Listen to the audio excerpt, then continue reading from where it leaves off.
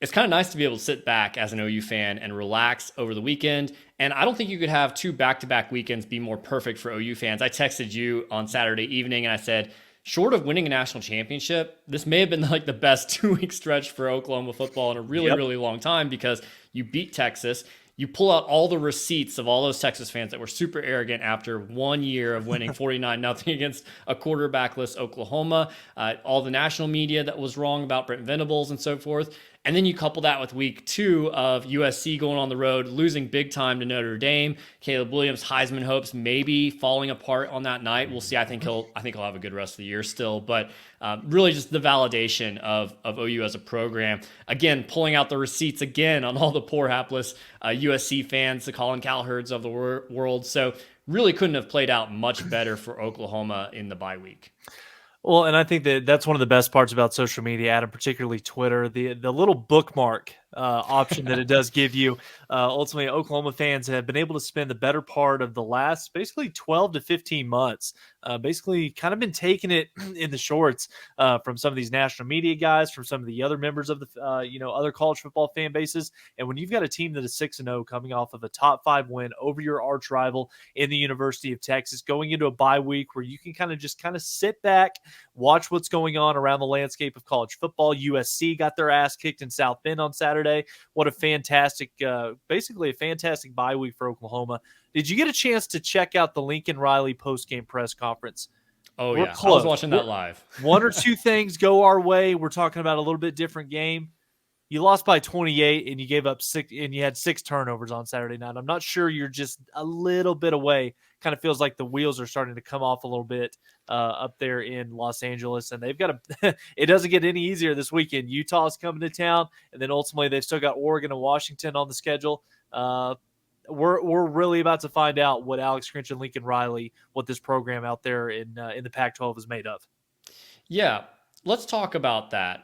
Some good games in the Pac-12, some good games in the ACC this past weekend. There's going to be more good games coming up this Saturday, and I think we'll start to get a clearer picture of what the Big Ten looks like. And then you got Georgia sitting there in the SEC with really no big competition really at this point. Although Brock Bowers has gone down, he's going to need ankle surgery, so he's going to be out for a few weeks. So maybe the Bulldogs are susceptible there. But let's take a bigger look there because that's 5 power conferences. There's only 4 playoff spots right now. Like, what conference in your mind is going to get left out at the end of the day here, Tyler? I mean, that's really hard to say. As you were going through your opening monologue, I kind of jotted down a few teams that are, really high contenders still within each of the Power Five conferences. And I mean, you just start in the ACC, Florida State, North Carolina, 2 undefeated teams right now. It kind of feels like that's a collision course for an ACC championship game. In Charlotte, you flip things over to the Big Ten. Big Ten, it kind of feels like the season officially starts this weekend. You've got the matchup in the horseshoe with Penn State traveling to Columbus to take on Ohio State. The round robin between those two programs and Michigan, that's going to play itself out here over the next 6 weeks. And then, Adam, once you kind of move into the SEC, as much as we talk about that being the most competitive league from top to bottom, there's really 3 teams that have kind of separated themselves from the pack in terms of who could be that representative from the SEC. It's Georgia coming out of the East. It's Alabama, who they've got the 1 conference loss. LSU's got just 1 conference loss. Both of those 2 teams control their own destiny. So, again, it's kind of a free-for-all right now between those 3 conferences. OU Texas kind of feels like those are the only 2 programs that could have a shot at making the playoff. And then I don't know. I don't want to say cannibalize is the best word, but when you look at that Pac-12 conference, you look at some of the premier teams out there, Oregon coming off of a loss to Washington, USC's out there, Oregon State's playing really good football, UCLA is no slouch, Washington State, who I know that they kind of got handled a week ago against Arizona, a team that's really starting to find their footing and play some really good football as we move into the middle part of October. It just kind of feels like the Pac-12, even though Washington and Oregon might be 2 of the best 5 or 6 teams in the country, there's so many good teams out there in that league that it kind of I would be very hard pressed to see any of those teams going through that conference unscathed on the back half of this season. So as it sits right now, I think I'm going to lean Pac-12 in this instance because I think that FSU or UNC, they're in. The winner of the SEC championship game, they're a shoe in. Ohio State, Penn State, Michigan, one of those 3 is going to be in. And if we get down to the last weekend of the season, Adam, in conference championship play where you've got an undefeated OU versus a one-loss Texas, the winner of that game is going to go. I don't care if it's an undefeated Oklahoma team. I don't care if it's a one-loss Texas team that just, basically avenged their one loss of the season. They've got the Alabama win on their schedule still. I think that the Pac-12 is the team right now. Unless one of those teams goes undefeated, which Washington's the only one right now, I think that's the conference that gets left out. Yeah, a lot of competition there in the Pac-12, and I don't think USC's done. Everyone's kind of predicting 4 losses for them this year, but they'll have a game where Caleb Williams will play out of his mind, and he'll probably outscore whoever it is on the other side of the field. Maybe that's Washington, who they get to host at home here in a few weeks. But yeah, I kind of think if the Pac-12 gets left out of the playoff, on one hand, that could be good for OU in the sense that those are going to be the best quarterbacks in the country, and so maybe you don't want to face that team because Michael Penix, Washington, for example, maybe OU just scores, 35 points against them, but there's no stopping a team that's that good on offense, regardless of how good OU has gotten on defense this year in year 2 under Venables. So maybe it just doesn't matter, and maybe you'd rather play some of these other teams because, Carson Beck, he looks solid at Georgia, but I don't think he scares you particularly as an OU defense. I don't think J.J. McCarthy particularly scares you. These are good guys, good players still, but just a tier below, your Bo Nix and your Michael Penix, for example, out of the Pac-12. So I think that could be a good result. What about the ACC, though? Florida State kind of just around, I guess, at this point. No one's really paying that much attention to them. They'll play Duke this Saturday. They've still got to play Florida at the end of the year, and I think they may have one more tough one somewhere mixed in there. UNC, undefeated still at this point. Are you buying the Tar Heels there, or do you think maybe UNC could knock Florida State and both of them could be out of the playoff? I definitely think that one of those two teams is going to make it. I predicted, before the season, I thought that Florida State, that was kind of my sleeper team to ultimately make it to the national championship game. I think that they're a team that the biggest test of their season in 2023 kind of happened within the first 4 weeks. Obviously, the win over LSU on a neutral field. They go to Clemson, knock off Dabo's team in overtime. But you just look at the back half of this schedule for the Seminoles, man. I mean, they've got a matchup right now against Duke, and as good of a story as that has been with Mike Elko and the Blue Devils out there, I still don't think talent-wise they have the ability to keep up with this FSU team for 4 quarters. And then once you get past the Blue Devils, Wake Forest, Pitt, Miami, okay, that's a good game on paper, but Miami's clearly not what we've grown accustomed to. Capable of an upset. Capable, on any given Saturday, they can play with pretty much anybody in that conference, and then you close things out in a rivalry game against Florida. So I think that Florida State is pretty much secure. Drake May, I know that there was so much conversation going into this upcoming season about Caleb Williams is number 1. It's a clear-cut distance between 1 and number 2. I think that Drake May is kind of making a case why he could potentially be, the number 1 quarterback taken in the draft. And again, I don't want to chalk it up to, complete overreaction based on Caleb Williams, in his performance against Notre Dame, as bad as that was. I still think he's the best player in college football. But when you look at the prototypical NFL style quarterback that some of these franchises have put out over the years, Drake May foots the bill on this one. And you look at the back half of the Tar Heels schedule, they got Virginia this week. I feel pretty comfortable that they're going to be able to take care of the Cavaliers. UVA is one of the worst football teams in the Power 5.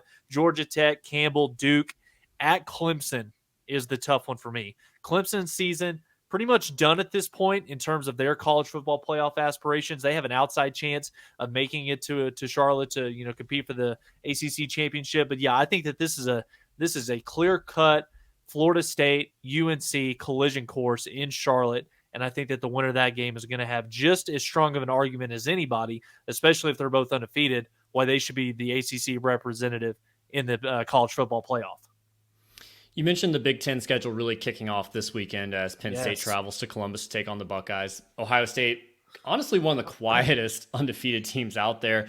Yep. Kyle McCord, I guess he's been okay as the starter at quarterback there for Ohio State, but probably not what they're used to or what they're expecting out of a normal starter in a Ryan Day offense, especially for an elite program like Ohio State.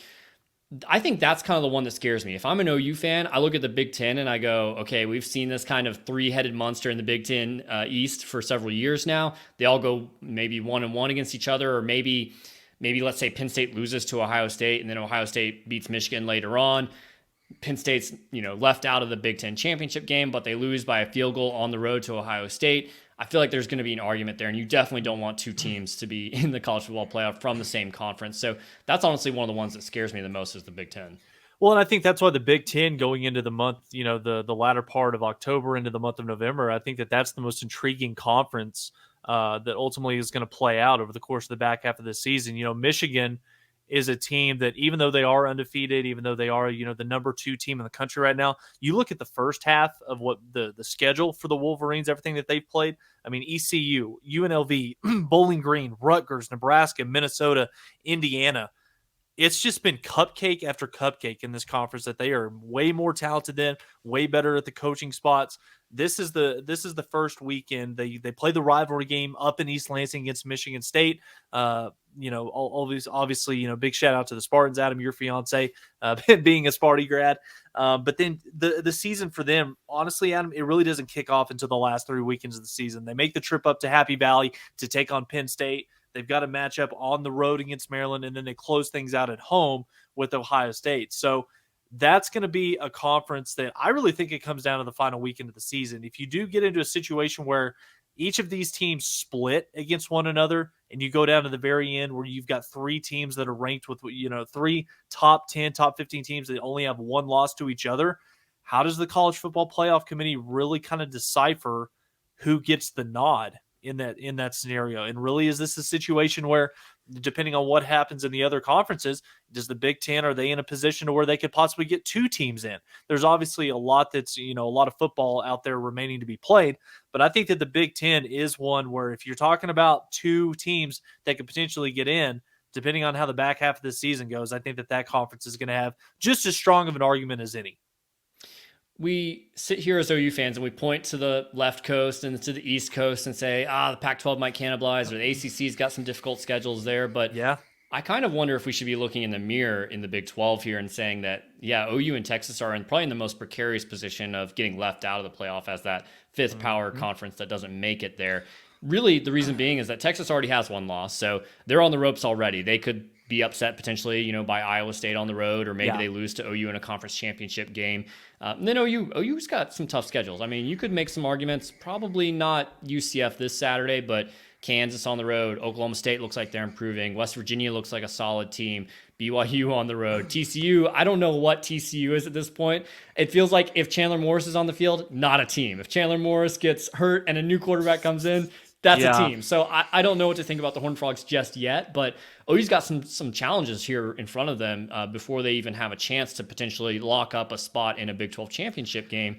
So I was kind of curious about this, and I asked this on Twitter a little bit earlier today where I said, hey, if Oklahoma were to drop a game but still rebound to win the Big 12 championship game, so losing to one of those final opponents on the regular season schedule, they go to Arlington, they probably beat Texas in that scenario.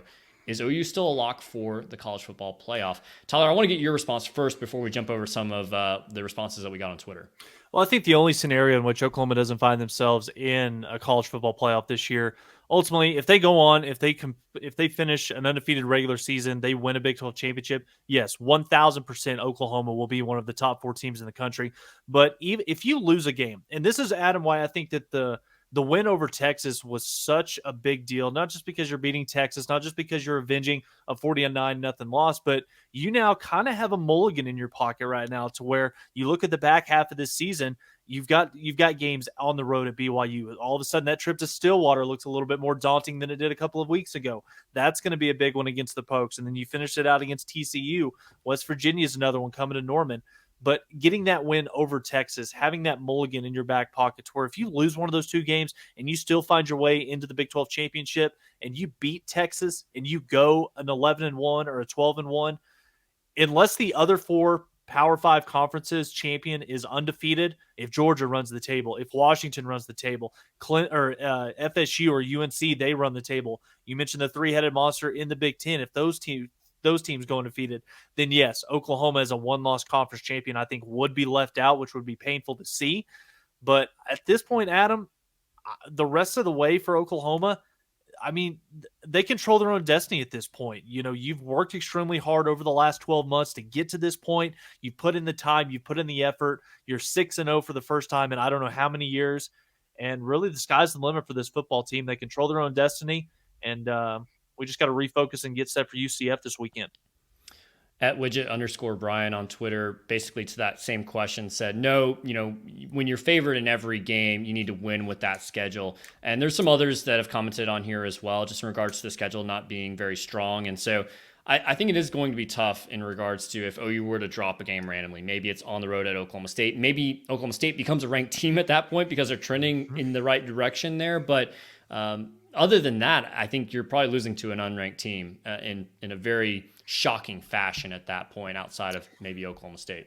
Adam, I get the strength of schedule argument and the strength of your record being a factor in this, but I mean, honestly, let's put all of our cards on the table here. We've got an undefeated, 6-0 Oklahoma, who's got the best win arguably in college football right now, in my opinion. You beat a number 3 Texas team that's got the win over Alabama in Tuscaloosa. That is the best win in college football so far this season.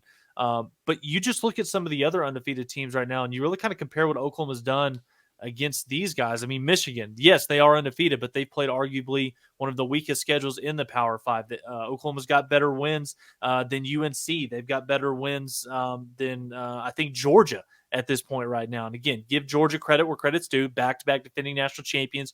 They deserve to be where they're at. But let's just not sit back and say, okay, well, because the Big 12 collectively is down, Oklahoma is not, the record is not as good as what this football team actually is. And I think that's a load of crap. The impressive performance that they've had, they're 6-0 for a reason. Not only have they won every single game, but they've also covered the spread in all 6 of their wins as well. So that clearly tells you that they're doing something right. Good teams win, great teams cover. So go ahead and miss me with the strength of schedule type of bullshit. The eye test is very important. You mentioned Georgia not always looking like the number 1 team or even a playoff team throughout the entire season. Sure. They've had their bumps along the way. They've had some really good performances like a week or so ago against Kentucky, but overall, OU's passed the eye test, and a big piece of that is just covering the spread every week. The defense looking massively different. Not the one that's going to be, top 10 in every single stat category, really leading the way in the stop rate. I think that's kind of one that they're number 7 there, top 10. I believe they're still top 10 in scoring points per game allowed, which is about 14 right now. So those are the 2 that I think OU can really puff their chest out and kind of say, hey, this is a changed defense. Like, we may not give up the fewest yards, but points and where it matters, getting off the field in that stop rate specific category, that's how OU's defense is significantly better and still one of the tops in the nation there, because sure, 4th down, goal line stand against Texas, exhibit A right there. So I think the perception and the eye test of OU is really changing, and it's flipped a lot. The Texas game really helped, where people kind of looked up and went, oh, like, they may not have the most talent, and there might be not a name on the defensive line that people outside of the state of Oklahoma really know about yet. But man, that team plays like a vintage OU team, like a vintage Brent Venables defense. And so now the narrative can kind of change to, oh, okay, like, this is a complete team. The defense has changed. I think the eye test is super important. But going through the back half of the schedule, what more would you want to see if you're a playoff committee member so that OU doesn't get left out in any type of scenario, just from the eye test perspective, because they're not really going to have ranked wins? Yeah, I mean, I think that you could make a realistic argument that Texas could potentially be their only ranked win this year, which obviously, you take care of business against them twice, 2 wins, one when they were number 3 in the country. Arguably, if they both run the table, Texas is going to be a top 10 team as well. So 2 top 10 wins over your arch rival. Be hard pressed to see the Big 12 committee or the college football playoff committee, basically seeing that as a dark spot on Oklahoma's resume. So again, I think that basically by Oklahoma winning a week ago, everything is out there in front of them, and it's really just up to them to keep the focus, stay goal oriented on making it to Arlington, taking it a 1 game at a time approach, go 1-0 each week, as Brent Venables likes to talk about. And yeah, the sky's the limit for this team. Every goal that Oklahoma has that they laid out before this season started is there for the taking for them, and now it's just on them to go out there and execute. Someone that really is passing the eye test is Red and West. Oh, man. They are linked in our show notes if you're listening on podcast, but if you're watching on YouTube, you're seeing the gear, I guess if I can point the right way, up in the corners here. You see the wing hat, if I can point the right direction. Yep. There it is. Fantastic. Got it right there, the winged hat that they hooked us up with. We've both got on the Red and West polos here, really helping us look fresh as we go to game day, looking fresh here on the YouTube for those of you watching as well. They've got some great polos.